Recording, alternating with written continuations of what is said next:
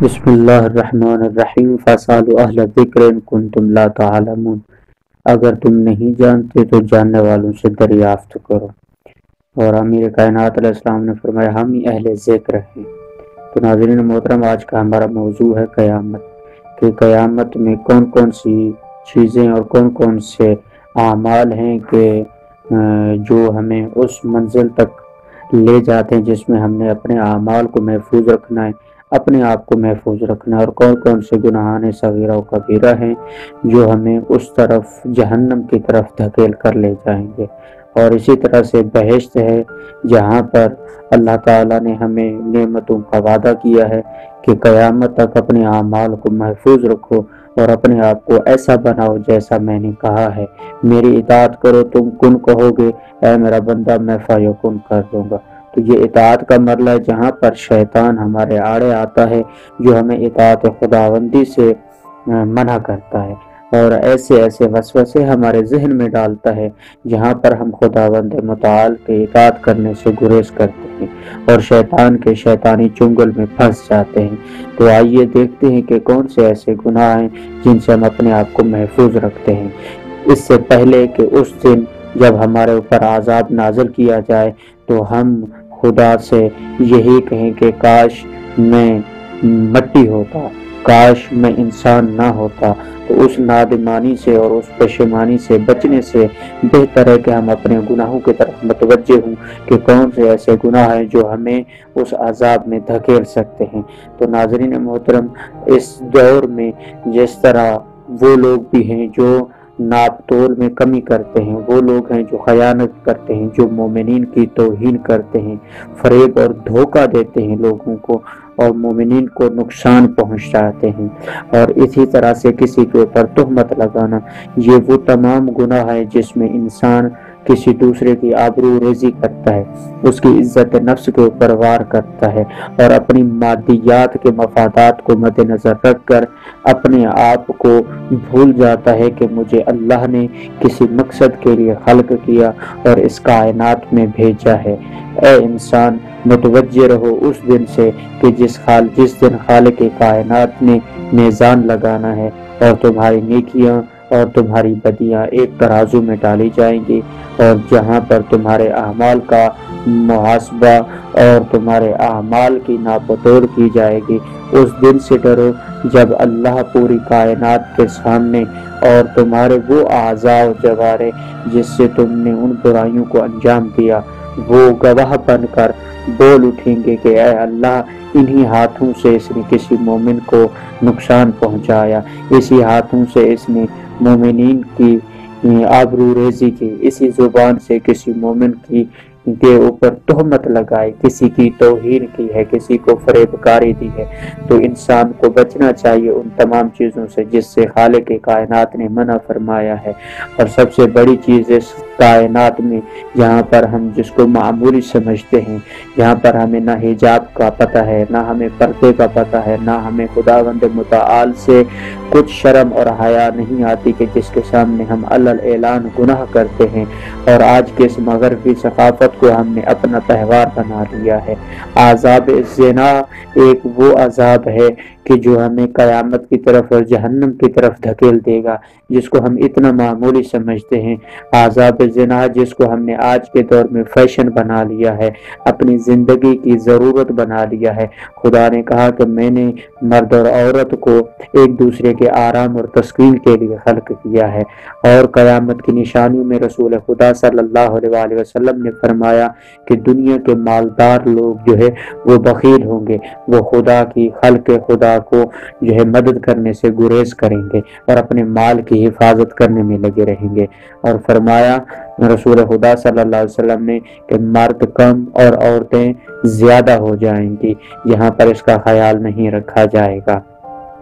اور رسول خدا صلی اللہ علیہ وآلہ وسلم نے فرمایا قرآن مجید کو لوگ ذریعہ معاش اور اپنی روزی کا ذریعہ بنائیں گے بجائے اس کے کہ اس سے کوئی نصیحت حاصل کریں، اور گناہ کرنا آسان ہو جائے گا، اور گناہ کو گناہ نہیں سمجھا جائے گا بلکہ اس کو فیشن یا اس کو عادت اور معاشرے کا تقاضا سمجھا جائے گا۔ رسول خدا صلی اللہ علیہ وآلہ وسلم نے فرمایا شراب کا استعمال زیادہ ہو جائے گا۔ لوگ شرابی مشروبات پر مختلف نام رکھ کر اس کو جائز ہونے کی دلیل پیش کر تعویلیں کریں گے کہ نہیں یہ شراب تو نہیں ہے، یہ تو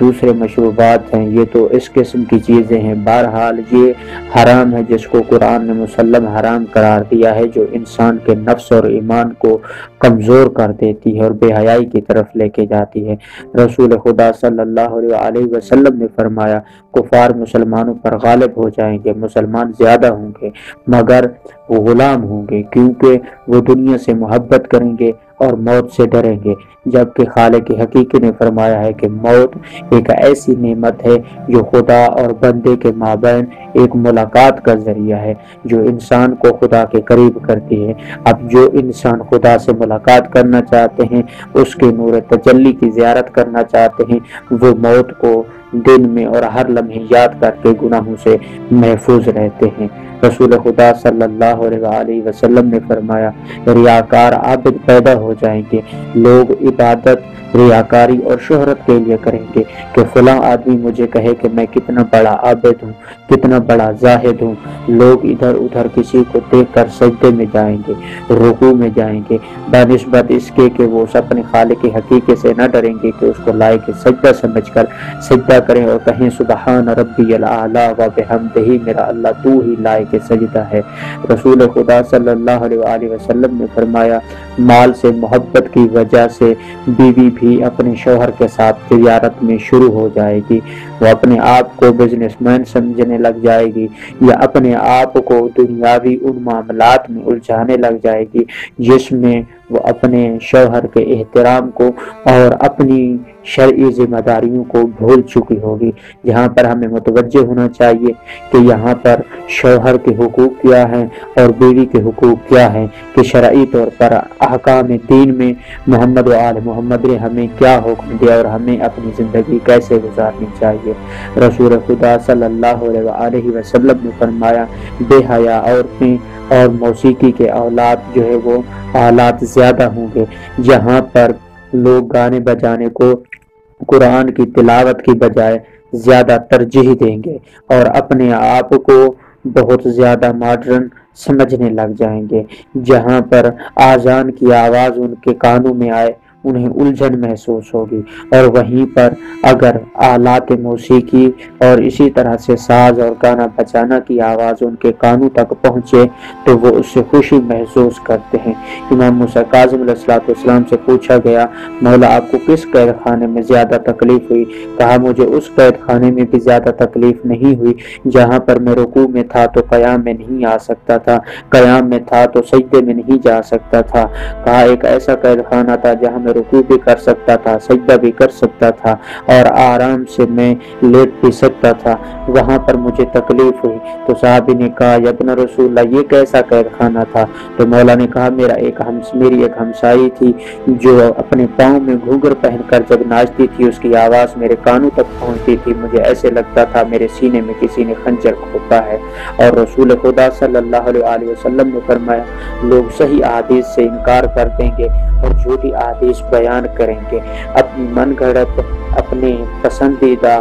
دین کو اور اپنی من پسند دین کو جو ہے وہ زیادہ اس کا پرچار کرنا پسند کرتے ہیں۔ جہاں پر ان کا دل جس چیز کو قبول کرتا ہے وہ اسی کو دین اور اسلام سمجھنے لگ جاتے ہیں، جس سے ہمیں خدا نے منع فرمایا ہے۔ رسول خدا صلی اللہ علیہ وآلہ وسلم نے فرمایا لوگ زکوٰۃ کے حقدار نہیں ہوں گے مگر زکوٰۃ کی طلب کریں گے، جبکہ وہ ان مستحقین کا احساس کرنے سے گریز کریں گے کہ جن کا حق ہے، جو خداوند متعال نے جن کے لیے استحقاق کو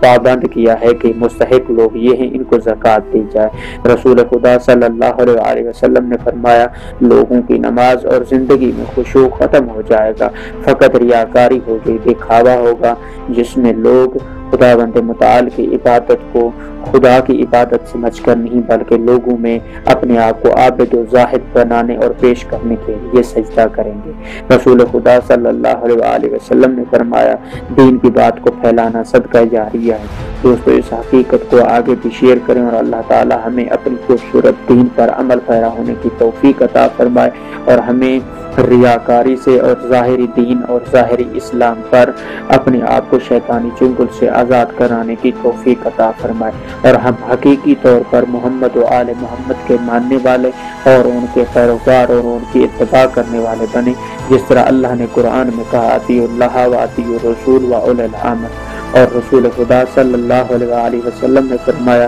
عرب کی سرزمین پر فراخی آئے گی، مدینہ منورہ کی آبادی زیادہ ہو جائے گی، جس میں جمعیت اور لوگوں کی تعداد جو ہے وہ بہت کثیر تعداد میں ہو جائے گی۔ رسول خدا صلی اللہ علیہ وآلہ وسلم نے کہا جھوٹ عام ہو جائے گا، لوگ جھوٹی گواہی دیں گے، کسی کو احساس نہیں ہوگا کہ عدل اور انصاف کے طور پر ان کے تقاضوں کو پورا کرتے ہوئے مومنین کے حق میں جو حق پر ہے اس حق کا ساتھ دیا جائے، بلکہ حق کو چھپا کر جھوٹی گواہی دے کر ایک مظلوم کے ساتھ ظلم پر آمادہ ہو جائیں گے۔ رسول خدا صلی اللہ علیہ وآلہ وسلم نے فرمایا زنا آسان اور زنا کے اسباب زیادہ ہو جائیں گے، جس طرح لوگ اپنے آپ کو محفوظ سمجھتے ہوں گے جبکہ ظاہراً وہ یہ سمجھ رہے ہیں کہ ہم اپنے آپ کو محفوظ رکھے ہوئے ہیں، لیکن وہ شیطانی چنگل میں اس طرح پھنس چکے ہوتے ہیں کہ ان کے ذہن اتنا خاک آلود ہو چکے ہوتے ہیں کہ ان کو نیکی اور بدی میں فرق کرنے کا وہ تقاضا علمی جو ہے وہ اس کو کھو چکے ہوتے ہیں اور انہیں اندازہ نہیں ہوتا ہم کس راستے پر چل رہے ہیں۔ رسول خدا صلی اللہ علیہ وآلہ وسلم نے فرمایا اسلام پر عمل کرنے والوں پر لوگ تعجب کریں گے اور انہیں نیا سمجھیں گے کہ یہ کوئی کائنات میں نئی مخلوق آ گئی ہے کہ جو اس طرح کے کام انجام دے رہی ہے، جبکہ دنیا کہاں سے کہاں پہنچ چکی ہے، کتنا ماڈرن دور ہو چکا ہے، لوگ اب بھی اس طرح کے عمل انجام دے رہے ہیں، یہ کوئی الگ مخلوق ہے، جبکہ وہ خدا کے حقیقی دین پر چل رہے ہوں گے اور خدا سے خوف رکھتے ہوئے دین مبین پر اور محمد و آل محمد کی صحیح معنوں میں اطاعت اور پیروی کر رہے ہوں گے۔ تو مومنین کو چاہیے، ہمیں متوجہ ہونا چاہیے کہ آج کے دور میں ہم کس راستے پر چل رہے ہیں، کیا آیا ہم خدا کو دھوکہ دے رہے ہیں یا اپنے آپ کو دھوکہ دے رہے ہیں کہ اپنے لیے جہنم کے عذاب کو اس طرح سے آمادہ کر رہے ہیں کہ جس کا ایندھن ہمارا جسم خاکی بنے گا۔ رسول خدا صلی اللہ علیہ وآلہ وسلم نے فرمایا مسلمان ہر عمل میں کفار کی تابعداری اور پیروی کریں گے، جس طرح آج کے دور میں مغربی ثقافت کو فیشن اور ماڈرن دور کے تقاضے سمجھتے ہوئے ہم دین اور شریعت کو بھول چکے ہیں کہ ہمیں قرآن کیا کہتا ہے، فرمان مصطفیٰ کیا کہتا ہے اور دین اور شریعت کے تقاضے کیا ہیں، جبکہ ہم اپنی اور اپنے دل کی خوشی اور لوگوں کی خوشی اور زمانے کے مطابق تقاضوں کو دیکھتے ہوئے دین اور شریعت کی پامالی کرتے ہوئے ہم اپنے نفس کو خوش کر رہے ہیں، بجائے اس کے برعکس ہم خدا کو خوش رکھیں۔ اور رسول خدا صلی اللہ علیہ وسلم نے فرمایا مسلمان مالدار ہوں گے مگر دیندار نہیں ہوں گے، ان کے پاس مال و دولت تو ہوگا مگر کسی مستحق کی مدد نہیں کریں گے، مال و دولت تو ہوگا کسی بیوہ کی مدد نہیں کریں گے، مال و دولت تو ہوگا زکوٰۃ و خمس نہیں نکالیں گے، مال و دولت تو ہوگا صدقہ نہیں نکالیں گے، مال و دولت تو ہوگا مگر برکت نہیں ہوگی۔ کیوں؟ اس کی وجہ یہ ہے کہ ہم خدا کو بھول چکے ہیں، قرآن سے تمسک ختم کر چکے ہیں اور جہالت عام ہو جائے گی، لوگ دنیاوی تعلیم یافتہ ہوں گے مگر دینی علم سے غافل ہوں گے جہل کی وجہ سے، کیونکہ انہیں یہ بھی معلوم نہیں ہوگا کہ ہم جاہل ہیں۔ تو اس کی وجہ یہی ہے کہ ہمیں قرآن سے دوری اختیار کرنے کی وجہ سے ان تمام مشکلات کی جو ہے وہ دشواری